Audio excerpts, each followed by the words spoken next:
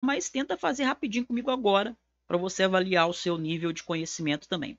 Primeira pergunta: a Bíblia tem vários mistérios. A Bíblia tem vários mistérios. É verdade, não é, pessoal? A Bíblia tem vários mistérios, que são a mesma coisa que paradoxos, ou seja, duas verdades que aparentam ser contraditórias, mas se harmonizam. Tá certo ou errado? O que vocês responderam? Coloque aí para mim. Né? A Bíblia tem vários mistérios. A gente encontra essa palavra na Bíblia, a palavra mistério. Mistério é a mesma coisa que paradoxo? Essa é a questão. Mistério é a mesma coisa que paradoxo? Porque paradoxo é o quê? Duas verdades que aparentam ser contraditórias. Ou seja, olha aqui para mim. Duas verdades que aparentam ser contraditórias. Vou te dar um exemplo bíblico aqui, tá? A Bíblia fala que Jesus é homem. Se fez homem. A Bíblia fala que Jesus é Deus. Então, nós temos duas verdades que aparentam ser contraditórias, não é? Porque você fala assim, parece que a Bíblia está se contradizendo. Tem hora que ela fala que Jesus é homem, tem hora que ela fala que Jesus é Deus. Parece uma contradição. Mas isso é uma contradição? Não. Isso é o que a gente chama de paradoxo, ou seja, duas verdades que parecem ser contraditórias. Não parece ser contraditório? Dizer que alguém é homem e que alguém é Deus? Você conhece algum homem que é Deus? Conhece, né? Então dizer que alguém é homem e dizer que alguém é Deus parece que é contraditório. Só que essas verdades, ambas são afirmadas pela Bíblia. A Bíblia afirma que ele é homem, a Bíblia afirma que ele é Deus. São duas verdades que parecem ser contraditórias, mas não são. Por quê? Porque, no final das contas, elas se harmonizam. Jesus é o quê? Aquilo que a gente chama na teologia de pessoa teantrópica. Isso a gente estuda na teologia sistemática em uma matéria chamada cristologia. A pessoa teantrópica, ou seja, ele é o Deus homem. Ele não é metade homem, metade Deus. Ele é totalmente homem e ele é totalmente Deus. Não é totalmente homem e totalmente Deus. Isso é um paradoxo. O que seria uma contradição? Seria uma contradição se eu dissesse assim: Jesus é homem. Aí depois eu falo, Jesus não é homem. Ué, isso é contradição. Uma hora eu falo que é, outra hora eu falo que não é. O que seria contradição? Se a Bíblia dissesse assim, Jesus é Deus. Depois ela dissesse, Jesus não é Deus. Então, a contradição é você afirmar uma coisa e depois você negar isso. Isso é uma contradição. Agora, quando você tem duas verdades que parecem não combinar, parece que não combina Jesus ser homem com Jesus ser Deus, parece que não combina, não é? Mas combina sim, porque isso está além da nossa compreensão. É um paradoxo, não é uma contradição. Então, a questão está certa ou errada? Coloque aí, certo, errado ou não sei, né? Eram as opções que você tinha aí. Bom, essa questão está errada. Por que ela está errada? Vem comigo que eu vou te mostrar. Como disse a Sônia, né, uma pegadinha. Só quem de fato estuda aí vai saber. Quem não estuda vai dar uma olhada assim, vai pensar que sabe. Às vezes vai dar uma consultada no Google, não vai adiantar, não é? Porque só quem estuda mesmo é que vai saber. Olha só. Ou quem chutou certo, né? Ou duas opções. Ou você estuda e sabe, ou você já estudou isso e sabe, ou você chutou e deu sorte, ou você errou, ou você pôs não sei. Mas deixa eu explicar por que está errado. Essa questão, a questão 1, o gabarito. Vou te dar o gabarito aí, para você ver quantas você acertou no final. Questão 1 está errada. Por que está errada? Essa parte aqui, a Bíblia tem vários mistérios, está certo. que é mistério? É uma verdade que não foi revelada ainda. Paulo fala, por exemplo, do mistério dos gentios.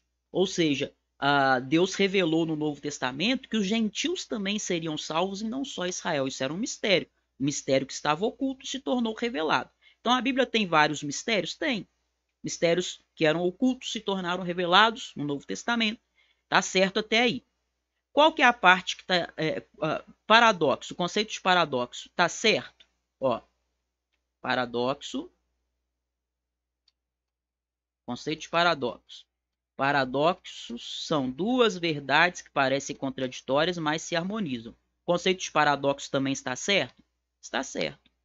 Mas por que a questão está errada? Porque está dizendo aqui, ó, a Bíblia tem vários mistérios que são a mesma coisa que paradoxo. Paradoxo e mistério é a mesma coisa? Não.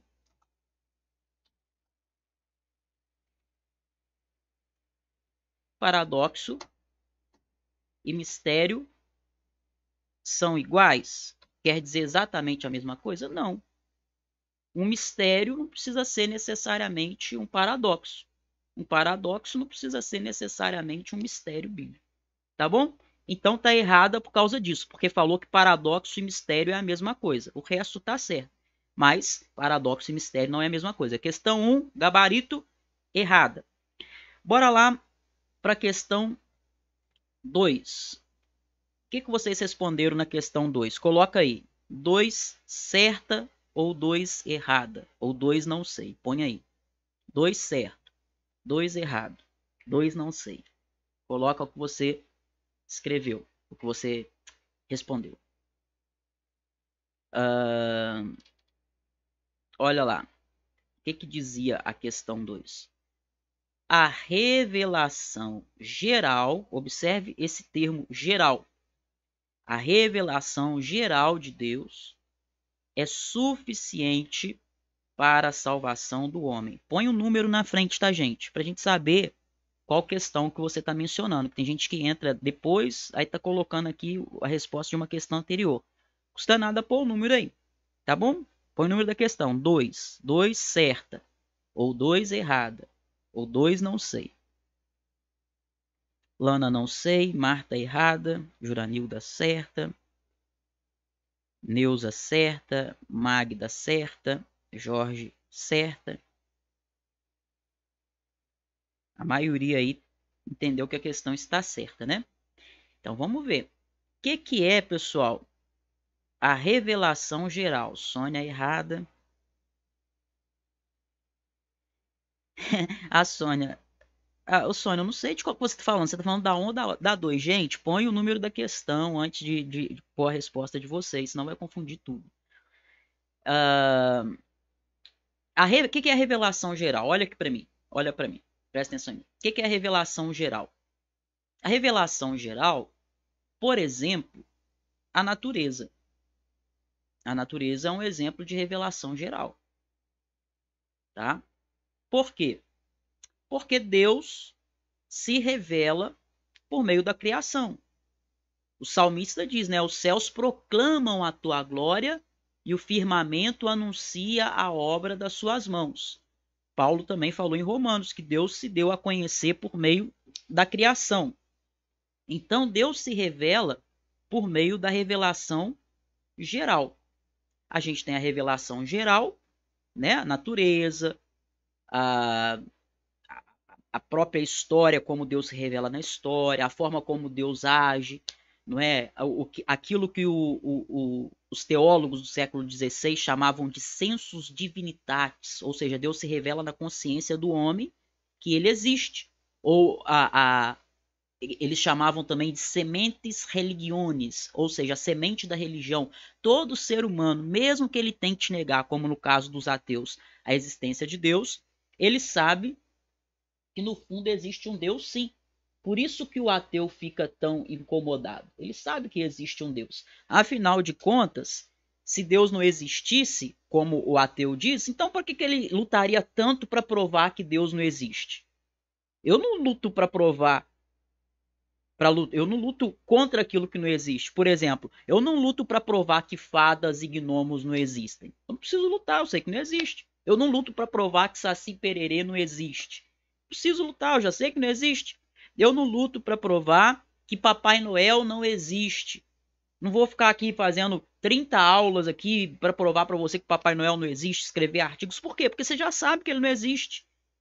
Então, se o ateu luta tanto contra Deus, é porque no fundo ele tem uma ciência e isso Deus implementou no ser humano. Ele se sente incomodado ali porque ele sente que lá no fundo que Deus existe sim. Isso é as sementes religiones, tá? Isso é o quê? Isso é a revelação geral. A revelação geral. Só que a pergunta fala da revelação geral. Existe outra forma de revelação? Sim, existe. Existe a chamada também revelação especial. O que é a revelação especial? Por exemplo, a Bíblia, a palavra. A palavra viva, que é Cristo, ou melhor, a palavra encarnada, que é Cristo, e a palavra escrita, que é a Bíblia. Deus se revelou em Cristo da forma mais alta possível, mais clara possível. Deus se revelou em Cristo de um modo tão claro que ele se manifestou entre nós. Tem forma mais clara de Deus se revelar do que essa? Ele vir como homem no nosso meio? Não tem. A Bíblia, a Escritura, Deus se revela lá de modo claro. É a forma que nós temos hoje mais clara para poder obter conhecimento de Deus. Essa é a chamada revelação especial. Aí, a revelação geral mostra que Deus existe. Mas a revelação geral, ou seja, por exemplo, a natureza, o céu, o firmamento, as estrelas, é suficiente para a salvação do homem? Não, não é suficiente para a salvação do homem. Por quê? Para o homem ser salvo, ele precisa entender que ele é pecador e que Jesus é o seu único, suficiente Salvador. Pela natureza, ninguém pode chegar a essa conclusão. Muito pelo contrário. Muitas pessoas olham para a natureza e adoram. Existem pessoas que consideram o Sol um Deus, o Deus Sol, o Deus Lua, o Deus Vento, não é? As pessoas, como Paulo diz lá em Romanos, olham para os animais da natureza e fazem imagens para eles dos animais, fazem imagens de outros homens. Então a revelação geral é suficiente para mostrar que Deus existe, sim, mas para salvar, não. Para a salvação é necessária a revelação especial. A pessoa precisa conhecer a palavra de Deus, a palavra viva, que é Cristo, a palavra escrita, que é a Bíblia, aonde ela saberá e entenderá que ela é pecadora e que ela precisa de um Salvador. Então a resposta está errada. 2, errado. A revelação geral não é suficiente para salvar. Questão 3. O que vocês responderam? Ponham aí 3 certo ou então 3 errado.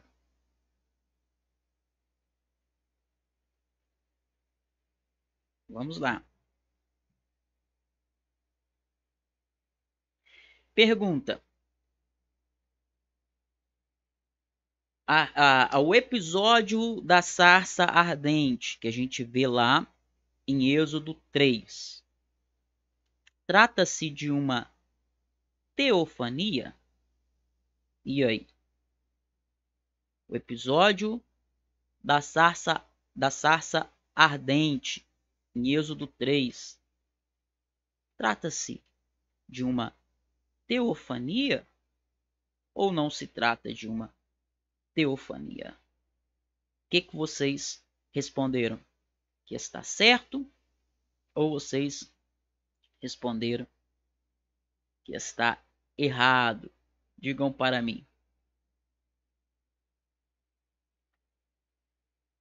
Pessoal, a palavra tel, que vamos entender o que é teofania, né? Primeira coisa. A palavra tel tem a ver com Deus. Deus. Vem do grego theos, que é Deus, né? E a palavra o restante aí, fania, né? Teofania, vem de um termo grego que tem a ver com forma. Então, teofania é quando Deus ele toma uma forma visível, não é? Porque Deus é invisível, Deus é impalpável, Deus é intangível, né? Deus não tem forma, Deus não pode ser tocado, Deus é espírito, como João diz, né? Porque Deus é espírito, importa que os verdadeiros adoradores o adorem em espírito e em verdade. Então, quando Deus se manifestava no Antigo Testamento de forma visível, isso é chamado na teologia de teofania. E é exatamente o que acontece com Moisés na sarça ardente, onde o Senhor fala, não é tira a sandália dos seus pés, porque o lugar que tu pisas é terra santa. Então, está certo. 3, certo. Teofania. O Antônio acertou, a Magda, a Libéria, a Marta, a Lana, o Gilberto, a Silvana, todo mundo acertou a questão 3, né? Não era uma questão difícil. Questão 4. Vamos lá. O pecado como um estado é dessemelhança com Deus. O que vocês responderam na 4? Diga aí para mim. Vou acabar de ler ela aqui, mas primeiro me digam aí o que vocês responderam. 4 certa, 4 errada ou 4 não sei. Ó, o pecado como um estado é dessemelhança com Deus.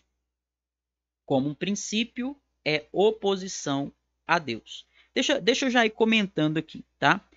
Porque às vezes tem partes da questão que está certa e às vezes tem parte que está errada, né? E se uma parte estiver errada, a questão já fica toda errada. Então vamos analisar por partes aqui se tudo está certo ou se tem alguma parte que torna a questão errada. O pecado como um estado é dessemelhança com Deus. Exatamente. O homem foi criado em imagem e semelhança de Deus. Ele entra no estado pecaminoso e aí essa imagem e semelhança é distorcida, é corrompida. Até aí está certo. Como princípio, é oposição a Deus. Bom, todo ser humano nasce em pecado. Oséias, o profeta Oséias diz, há uma contenda do Senhor com os moradores da terra. A Bíblia mostra, Paulo mostra em Romanos, que a ira de Deus se manifesta contra toda impiedade. Então, o homem natural, o homem não convertido, ele está em um princípio de rebelião contra Deus. Ele se opõe a Deus, mesmo que ele não assuma isso no íntimo dele. Se você falar de um Deus que vai mandá-lo, condená-lo ao inferno, porque ele não está em Cristo, porque ele vive a vida da carne, distante de Deus, esse homem, ele não ama um Deus que poderá mandá-lo para o inferno, não é? E aí ou ele se converte e se esconde em Cristo, porque em Cristo é que nós somos salvos, e aí, se isso acontecer, ele deixa de estar debaixo desse princípio, né, de oposição a Deus. Ele vai ser alguém regenerado. Mas todo homem que não se converte, ele está nesse princípio de oposição a Deus. Ele é inimigo de Deus. E aí o terceiro ponto. Como um ato é transgressão da lei de Deus, corretíssimo. O apóstolo João, na sua primeira epístola, fala isso de um modo muito claro, que o pecado é transgressão da lei de Deus. Da mesma forma que quando você quebra as leis humanas, as leis terrenas, como que isso chama? Se chama crime, não é? Se chama crime. Quando você quebra a lei de Deus, como é que isso se chama?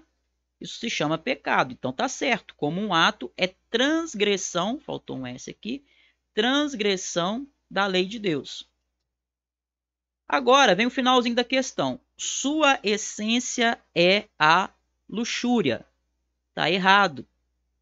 Muita gente, todo mundo que eu vi até agora marcou certo. Não tá certo. Porque a essência do pecado não é a luxúria. Claro que não. Não é? Claro que não. A essência do pecado, a gente vê em amartiologia, no método Teologia Descomplicada, né? A amartiologia é a doutrina do pecado. Quando a gente estuda, a gente aprende que a essência do pecado é o orgulho. Por quê? Porque a pessoa que cobiça, por exemplo, a mulher alheia, o motivo principal é o orgulho. Ele ama tanto ele mesmo que ele desrespeita o próximo. A pessoa que, por exemplo, frauda alguém, rouba alguém, é orgulho. Ele ama tanto ele mesmo que ele acha que ele é melhor do que o outro, que ele tem direito de ter o que o outro tem e ele não tem.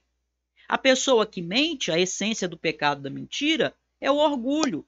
Porque ele se acha tão superior à verdade que ele pode manipular a verdade e usar a verdade de acordo com o que ele quer. A essência de qualquer pecado que você imaginar é orgulho. O orgulho é a essência de todos os pecados. O que levou o que levou Lúcifer à queda? Foi o orgulho.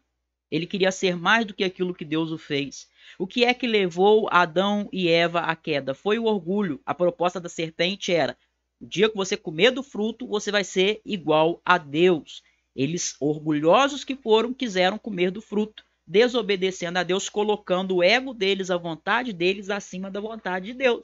Então, todo mundo, no fundo, mesmo aquelas pessoas que se dizem: eu sou tão depressivo, eu não gosto de mim, até as pessoas que têm baixo autoestima, no fundo, as pessoas tímidas, no fundo, gostam de si demais, são orgulhosas. Quem, por exemplo, é muito tímido, na verdade, essa pessoa é orgulhosa. Não é só aquele que quer aparecer e falar. Não, quem é muito tímido, no fundo, é orgulho. Por quê? Ele se considera tão importante que ele não quer se expor diante do outro. A pessoa que, às vezes, sofre de baixo autoestima é porque ela se ama tanto, né? Ela gosta tanto de si mesma que ela arruma um jeito de ter o centro em si, de sentir pena de si. Quando você tem pena de você mesmo, no fundo, isso é orgulho. Porque você acha que você é alguém digno de pena. Então, já que ninguém tem pena de mim, eu mesmo vou ter pena de mim. Entende? A base, a essência de todo pecado, se você for examinar, no fundo, é o orgulho. Tá bom? Vamos lá então. Pergunta número 5. Essa é boa, hein? Essa pergunta é muito boa. Olha só. O que você respondeu? 5 certo ou 5 errado?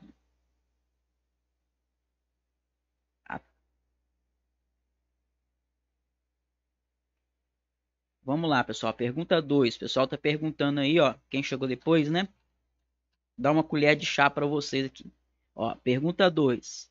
Está errada.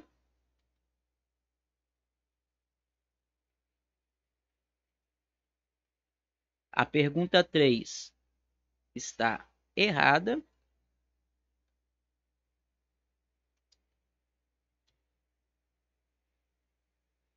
A pergunta... Aliás, essa daqui que é a 3, né?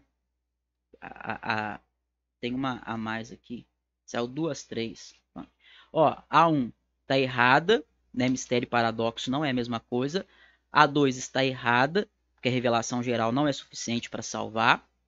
A 3 está certa, teofania, quando Deus aparece na sarça ardente. A gente tem ali uma teofania. A pergunta 4 está errada, só por causa da última parte aí, tá? Que dizia que a raiz do pecado é a luxúria, e não é. A raiz do pecado é o orgulho. Pergunta 5. Somos pessoas. Não é? Você é uma pessoa, certo? Nós somos pessoas. O Espírito Santo não é uma pessoa. O que vocês responderam? 5 está certa, errada ou 5 não sei? Ele é uma força impessoal agindo poderosamente conforme a vontade de Deus. Gente, o Espírito Santo com certeza age poderosamente conforme a vontade de Deus. Isso é verdade. O que é que está errado aqui? O Espírito Santo age poderosamente conforme a vontade de Deus, está correto. Nós somos pessoas, está correto. Eu sou uma pessoa, você é uma pessoa. O que é que está errado aqui? Quando diz que o Espírito Santo não é uma pessoa. Professor, como assim? Realmente o Espírito Santo não é uma pessoa, não. Eu sou uma pessoa, o Espírito Santo é Deus. Sim, o Espírito Santo é Deus. E ele é uma pessoa. Qual que é a diferença da minha pessoa para a pessoa do Espírito Santo? é que eu sou pessoa humana. O Espírito Santo é uma pessoa divina. Certo? Eu sou pessoa humana. Você é pessoa humana. O Espírito Santo é uma pessoa divina. Por que o Espírito Santo é uma pessoa? Porque ele tem tudo que uma pessoa tem. Pensamento, sentimento, vontade. A Bíblia fala que o Espírito Santo sonda a mente de Deus. O Espírito Santo pensa. A Bíblia fala que o Espírito Santo fala, não é? O Espírito Santo impediu, por exemplo, Paulo de ir para um determinado lugar conduzindo para ir para outro. O Espírito Santo tem vontade. Ele manifestou a vontade dele. O Espírito Santo se entristece, ele tem sentimentos. A Bíblia fala, não entristeçais o Espírito Santo. Então, o Espírito Santo é uma pessoa. Nós podemos nos relacionar com ele. Não é uma força como o vento que sopra, mas não pensa, não sente, não tem vontade. O Espírito Santo é sim uma pessoa. Ele é um ser pessoal. Portanto, a questão 5 está errada. Ok? Lana acertou. Ian acertou. A Leila acertou. Gilberto acertou. Antônio acertou. A Sônia acertou. Você não falou que estava difícil, Sônia? Mas acertou um monte pelo visto aí, uai. Tá vendo que está ficando boa, né? Acompanhando aqui direto.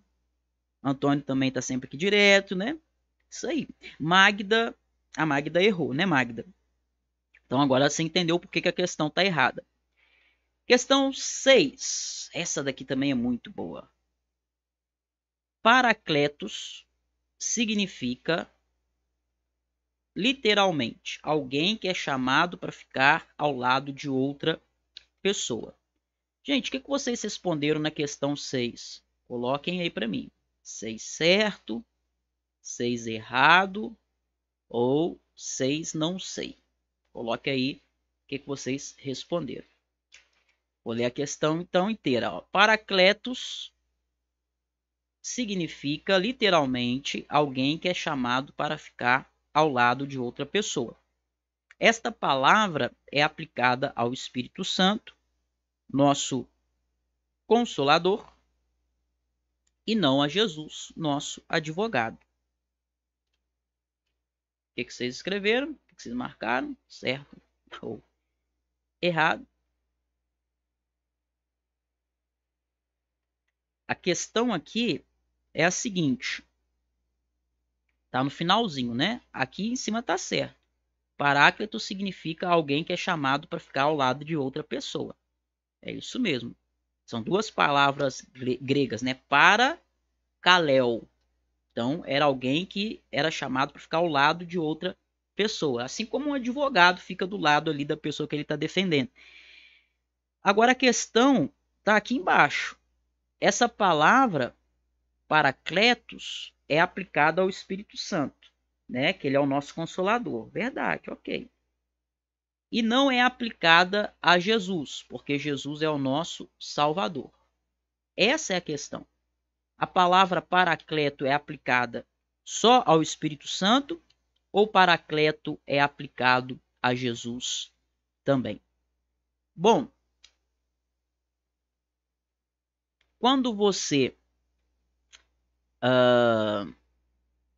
lê a Bíblia, quando você lê a palavra de Deus, você vai encontrar essa palavra não na Bíblia em português, né? Nossa Bíblia tem em português. Então, ela já aparece para a gente traduzida para o português, né?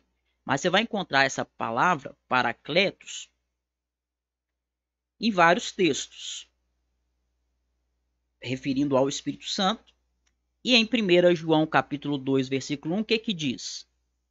Se todavia alguém pecar, temos um advogado junto ao Pai, Jesus Cristo o justo. Não é isso que diz? 1 João capítulo 2, 1. Se todavia alguém pecar, temos um advogado junto ao Pai. Quem é esse advogado? Jesus Cristo justo. Pois é, a palavra advogado em 1 João 2,1 é paracletos. É como se João dissesse em 1 João 2,1: se todavia alguém pecar, temos um paracletos junto ao Pai, Jesus Cristo, o justo. Então, sim, Jesus Cristo também é o nosso Paracleto, tá? O Espírito Santo é o nosso Paracleto e Jesus Cristo, além de Salvador, é também o nosso Paracleto.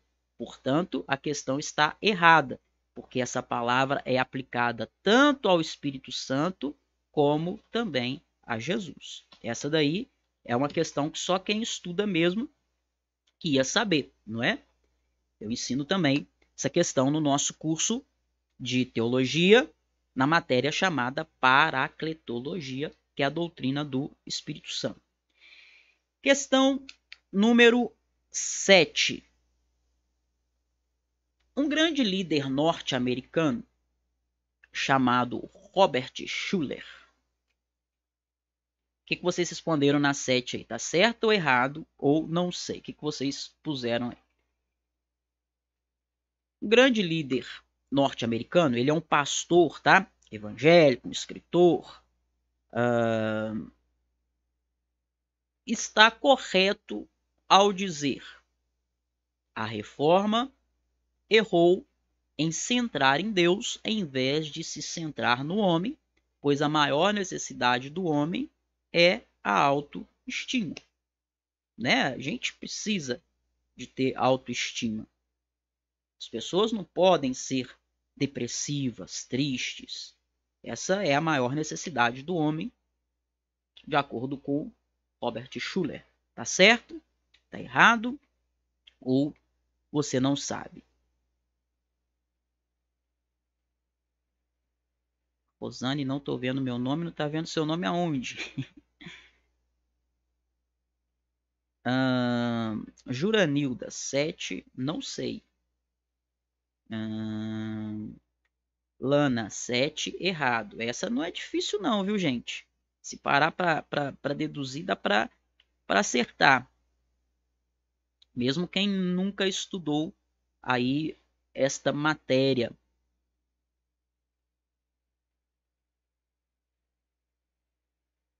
Ó, Jorge, Lana errado, Jorge pôs 7, mas não pôs se está errado ou certo. Leila errado, Gilberto errado, Marta não sei, Ian errado, Sônia errado. Pessoal, tá errado. Tá? 7 tá errada. Por que tá errado? Porque a reforma errou. Quando ele fala que os reformadores não deviam ter centrado em Deus, ué, vocês acham que isso tá errado? Não, não tem que centrar em Deus, tem que centrar no homem. Não, errado tá ele, o Robert Schuller, né? A gente tem que centrar em Deus, sim, e não na autoestima humana. Você e eu, como seres humanos, nós temos um valor enorme. A gente estuda na teologia, numa matéria chamada antropologia, da teologia sistemática, que o homem é a coroa da criação. O homem é muito importante, ele é o único ser que foi criado à imagem e semelhança de Deus. Mas a gente não tem que centrar no homem, a gente tem que centrar em Deus. Porque você só vai poder ter uma autoestima, que a gente chama na teologia, na verdade, de autoimagem. Você só vai poder ter uma autoimagem correta se você olhar para Deus. Se você quiser olhar a partir de você, olhar para você primeiro, você vai pôr seu ego no centro. E Deus vai se tornar o seu servo. Você vai inverter a ordem. Então, primeiro a gente olha para Deus, vê quem Deus é. Deus é santo, e bondoso, e amoroso e misericordioso. Eu sou um pecador miserável que merecia o inferno. Mas esse Deus santo, como ele é bondoso e misericordioso, ele veio ao meu encontro, se fez carne, morreu em meu lugar, me proporcionando tão grande salvação. Então, todo o valor que eu tenho, toda a estima que eu tenho, toda a autoimagem que eu tenho, deve se basear naquilo que ele é. Então, quando eu foco em Deus, eu posso ter uma imagem correta acerca de mim mesmo. Agora, se eu foco em mim, eu vou ter uma imagem errada a meu respeito, eu vou ter uma imagem errada também acerca de Deus, tá?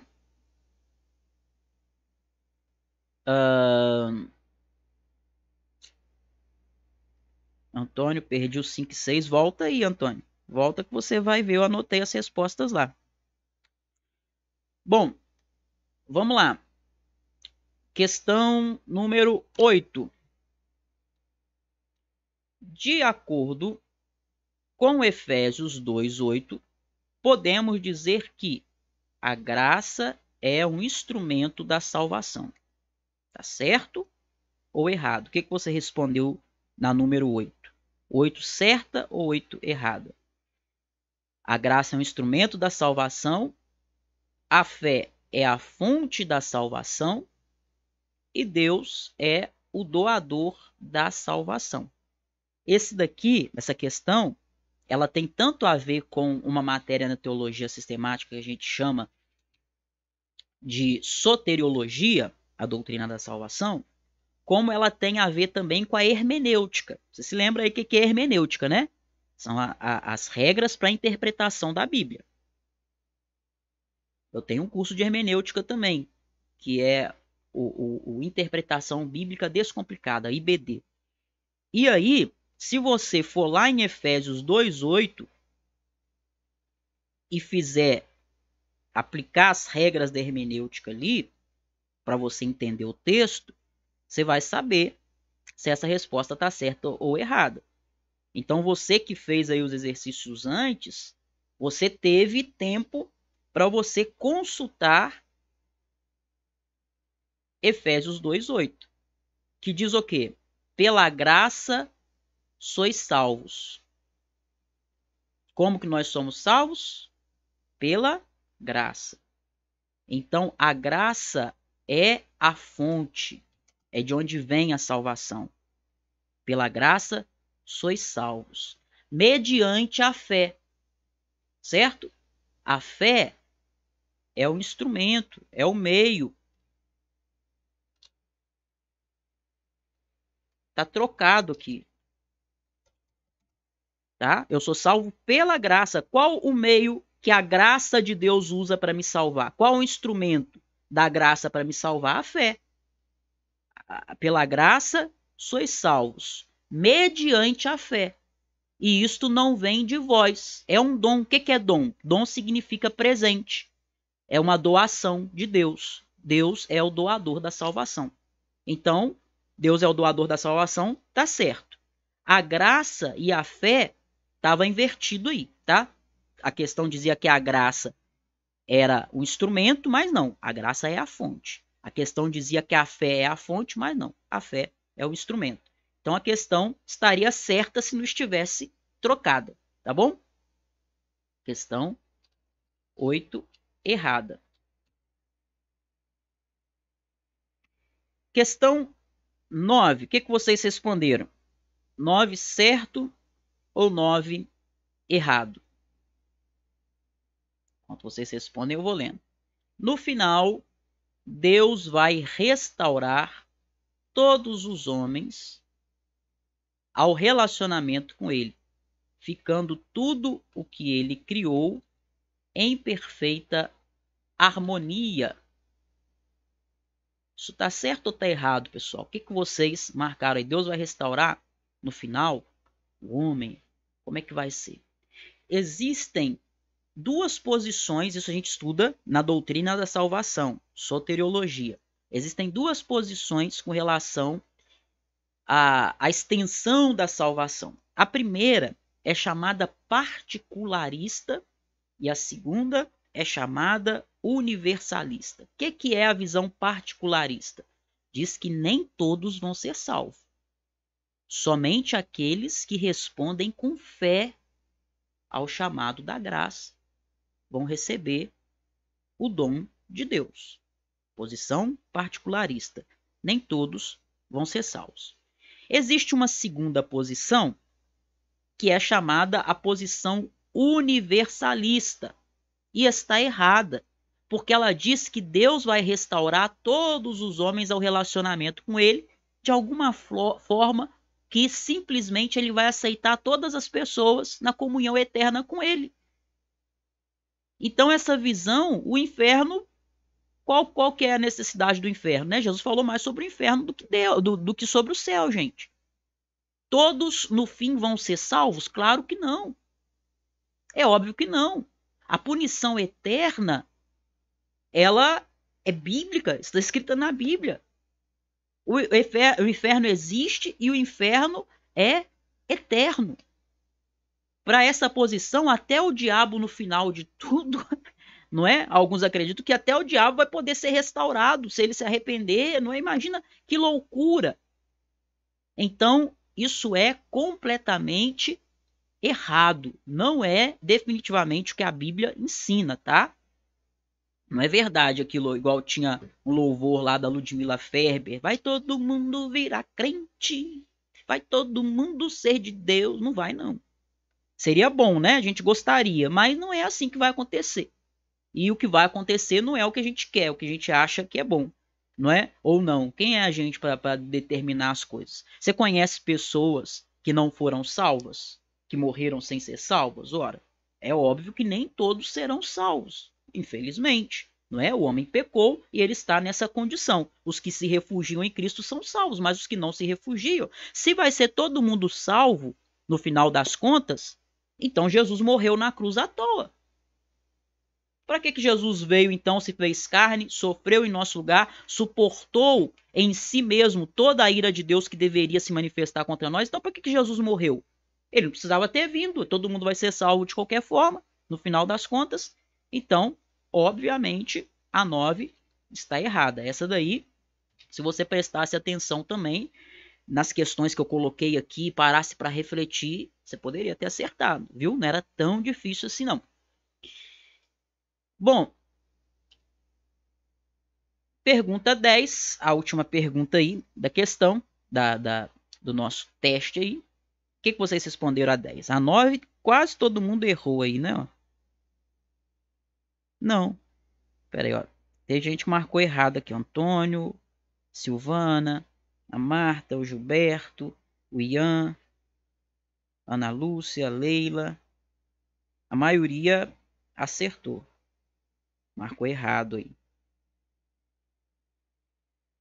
A Lana errou. A Sônia errou. Neuza acertou.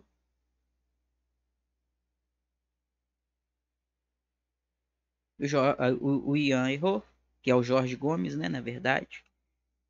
Tá bom? Mas não se preocupe não, tá, gente? Se vocês errarem muita coisa não, que eu já vou falar algo aqui para vocês bom aí, independente do resultado que você obteve. Juranilda acertou, muito bem, Juranilda.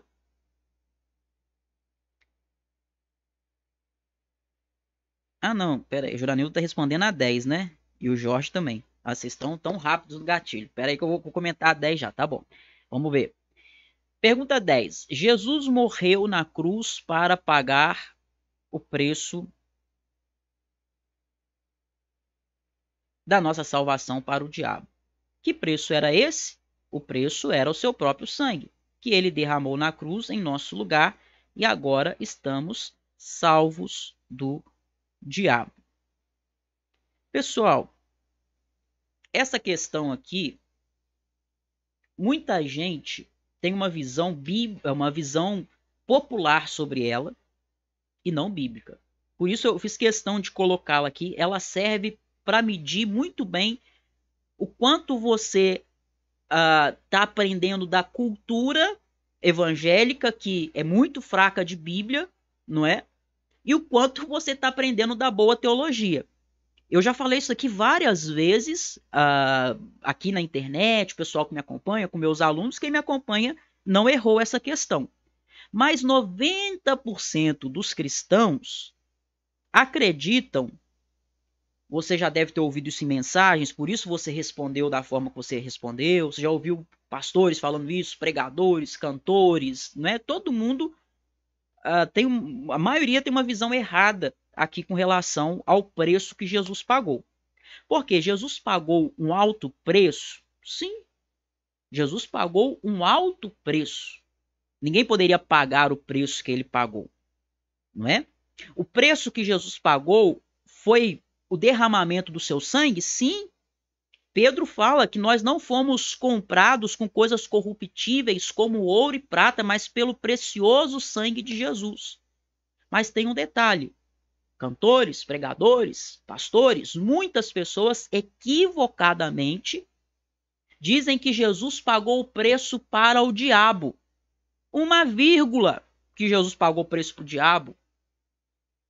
Eu já ouvi pregações dizendo assim: o diabo falou para Jesus, para eu poder te entregar a alma dele, para eu te entregar a alma dela, eu vou te cobrar um alto preço. E Jesus pergunta para o diabo: tá bom, diabo, qual preço você quer que eu pague? E o diabo fala: eu quero o seu sangue, é isso que eu quero.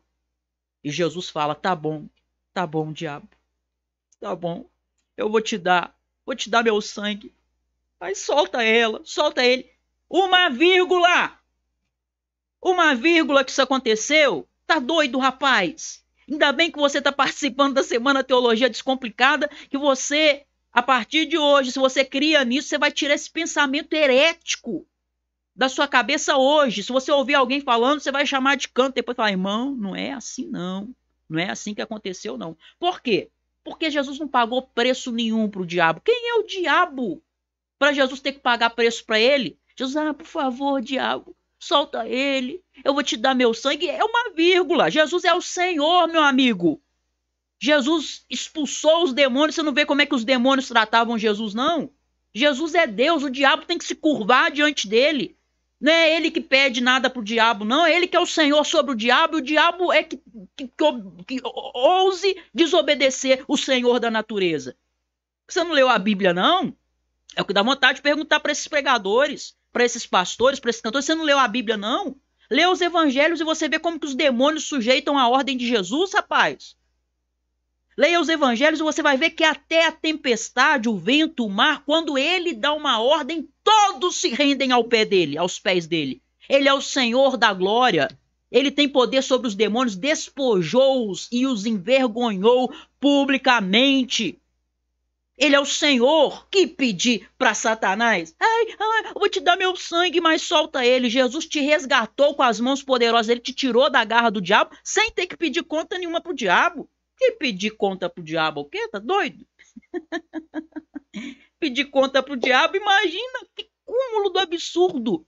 Jesus ter que pedir autorização pro diabo por alguma coisa. É óbvio que não. É óbvio que não. Ele tem todo o poder no céu e na terra. A sua vida é dele. O apóstolo João, ele relata, não é? Jesus disse que as minhas ovelhas, ninguém as arrebata da minha mão. O crente, ele está na mão de Jesus. Jesus é o Senhor de tudo e de todos. Agora, ele pagou o preço? Sim. Ele pagou um preço caro? Sim. Pagou um preço muito caro. Preço de sangue? Sim. Mas ele pagou o preço para quem? Para o diabo? Óbvio que não. Jesus pagou o preço para Deus. Essa é a questão. O preço que Jesus pagou, ele pagou para Deus. Por quê? Porque nós fomos salvos, eu sempre digo isso na matéria soteriologia, a doutrina da salvação.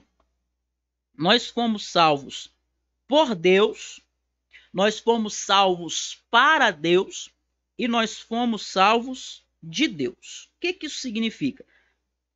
Fomos salvos por Deus. Você jamais poderia salvar a si mesmo. Você não poderia salvar a si mesmo. Então, você foi salvo por Deus. E Jesus é Deus. Jesus morreu para te salvar, para proporcionar a sua salvação. Fomos salvos por Deus. Fomos salvos para Deus. Então você não vive mais para você mesmo. Jesus não salvou você para você viver a sua vontade, para você viver a vontade de Deus. Não é, você não é seu, você é de Deus. Você foi salvo por Deus, você foi salvo para Deus. E você foi salvo de Deus, por Deus, para Deus e de Deus. Lembra que eu falei com você que o profeta Oséias diz: há uma contenda de Deus com os moradores da terra? Que o apóstolo Paulo falou que a ira de Deus se manifesta contra toda a iniquidade, contra todo o pecado. Nós éramos pecadores, estávamos debaixo da ira de Deus.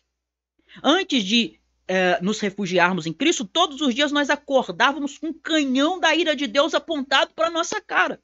E ele poderia disparar a qualquer momento, não é? A ira justa e santa de Deus, porque nós merecíamos o inferno.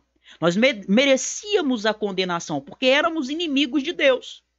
Então estávamos debaixo da ira de Deus, e Jesus nos salvou de Deus, no sentido de que ele nos salvou da ira de Deus, porque a ira que era para cair sobre nós, recaiu sobre Jesus na cruz do Calvário.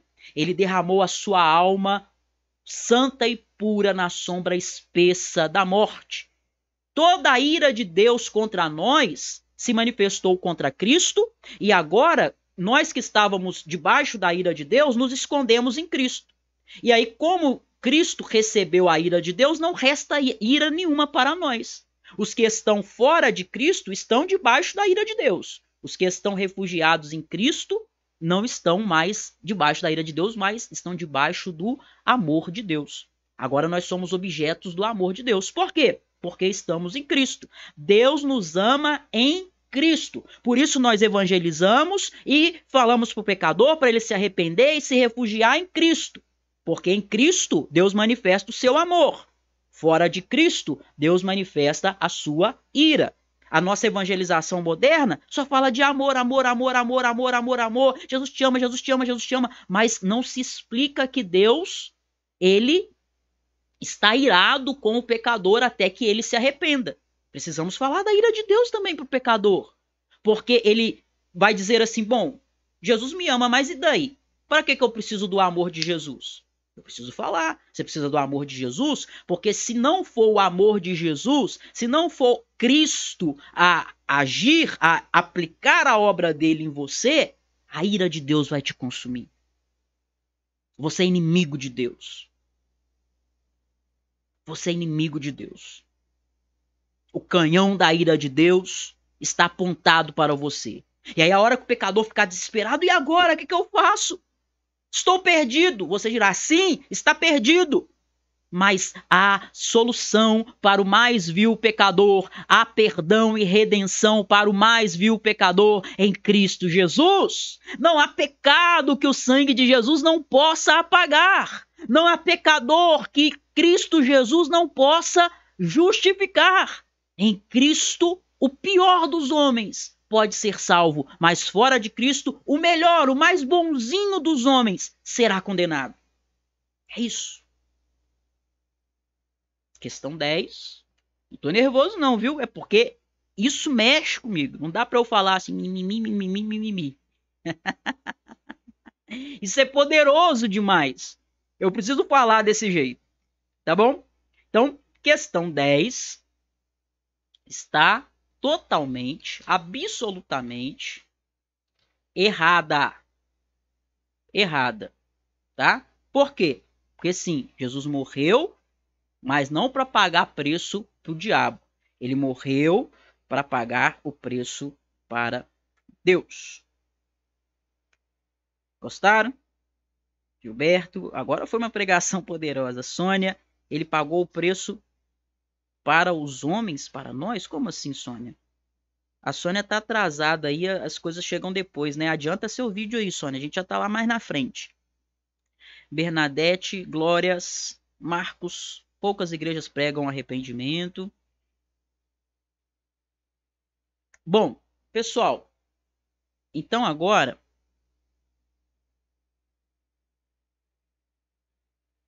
eu vou falar aqui para você de acordo com as questões que você... Me fala aí, quantas questões vocês acertaram? Os acertos, tá? Não conte os erros e nem os eu não sei.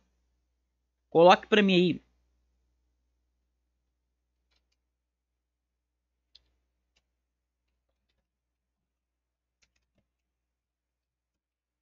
Coloque aí quantas questões vocês acertaram. Não precisa ficar preocupado, não precisa ficar com vergonha, tá bom? A gente está aqui exatamente para isso. Se você não acertou muito, não tem problema nenhum. Você está aqui exatamente para isso, para aprender. Esse é o objetivo da teologia descomplicada. Quero ensinar você a estudar para aprender tudo isso que você não sabia e a partir de agora você saberá. Tá bom? Então coloque aí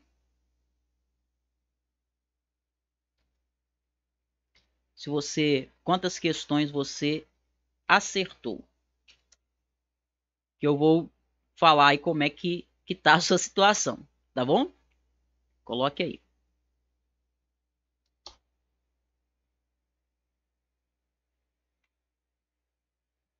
Ó, tem gente que acertou 5, gente que acertou 6.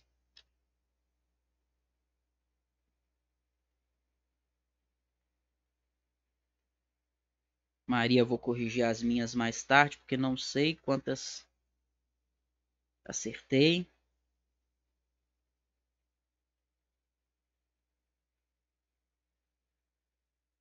Juranilda, 2. Ó, Juranilda tem que estudar, hein, Juranilda? Você tem aí o conteúdo já disponível, né? Cai matando lá, viu? Dá bobeira não. Gilberto, 8. Leila, Lélia, né? 5. Ana, 1. Cheguei atrasado. Lana, acertei só 4. Tá. Tem problema não, tá, gente? A partir de hoje, você que acertou poucas, você vai estudar, vai cair matando, tá? Vai pôr em prática aí o que eu te falei e vou relembrar aqui ainda na nossa aula de hoje. Vou lembrar para você. Você que acertou aí mais ou menos metade das questões, vamos dar um passo mais além. E você que acertou aí, se alguém tiver acertado bastante questões, que bom que você está caminhando aí num bom ritmo, né? Ó, Ana Lúcia, Lana, já tinha respondido também. Sônia, professor, fui muito bem nos testes, modéstia à parte, mas eu tenho que entrar no metodologia descomplicada, eu tenho que conhecer mais. Quanto que você tirou aí, Sônia? Diz para nós. Que bom que você foi bem. Você está sempre acompanhando aqui também, né? Sônia não perde uma aula minha. Fico feliz de saber que você foi bem. Marta, não sei quantos acertei. O Jorge, acertei 5. Então vamos lá. Olha só. Vou colocar aqui para você qual o nível de conhecimento que você está, dependendo da quantidade de questões que você acertou. Primeiro, quem acertou entre uma ou duas questões? Espera que eu vou aumentar a fonte aqui, tá? Fica tranquilo. Vou enxergar direitinho. Ó, quem acertou uma? Eita.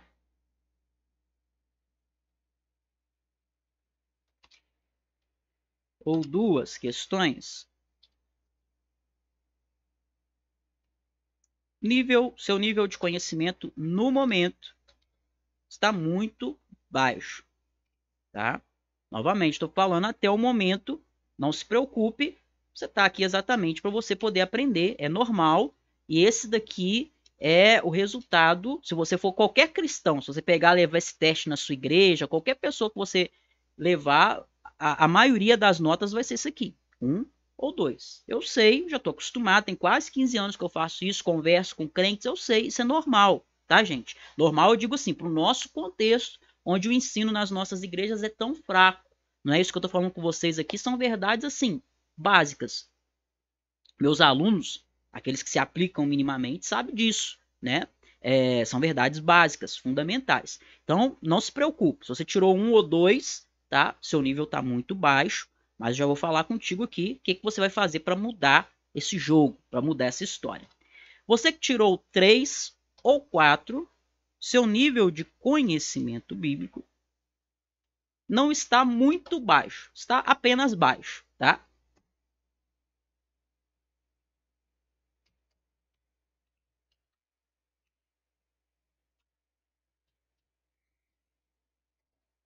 Você que tirou, que acertou, né? 4 ou 5 questões, seu nível de conhecimento está razoável.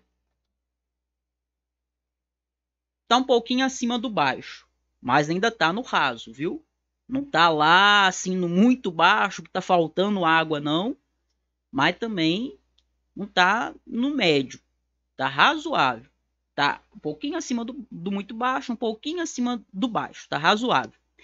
Você que acertou entre 6 ou 7 questões, 6 ou 7, é isso mesmo? 1, 2, 3 ou 4, 5 ou 6 aqui, perdão. 5 ou 6, razoável. 7 ou 8, você está no nível médio.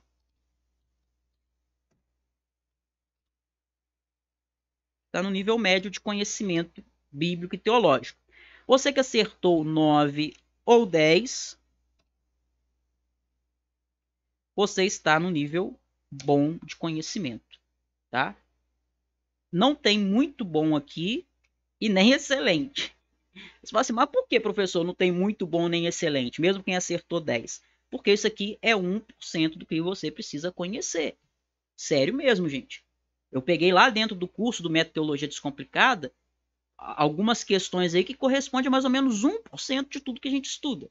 Então, mesmo se você tiver acertado tudo aqui, você está no nível bom, claro, que você acertou questões que são importantes, como eu falei aqui. Mas você precisa continuar evoluindo e crescendo aí, tá bom? Então,